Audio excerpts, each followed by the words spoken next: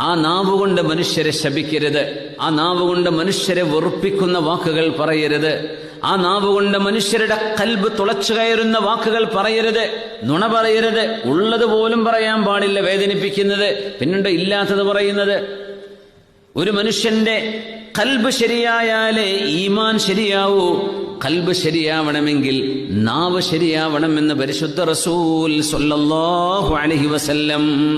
ലാ യസ്തഖീമു ഈമാനു അബ്ദിൻ, ഒരു മനുഷ്യന്റെയും ഈമാൻ അല്ലാഹു ശരിയായി സ്വീകരിക്കൂല.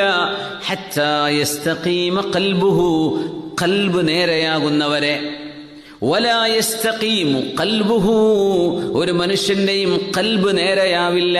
ഹത്താ യസ്തഖീമ ലിസാനുഹു, ഒരു മനുഷ്യന്റെ നാവ് നേരെയാകുന്നവരെ. അതുകൊണ്ട് മനസ്സിന്റെ ഉള്ളിൽ എന്തെങ്കിലും ഒരു കടുപ്പം നമുക്ക് തോന്നുകയാണെങ്കിൽ, ഖൽബ് ഇങ്ങനെ ഉറച്ചു പോയിട്ടുണ്ട്, ചില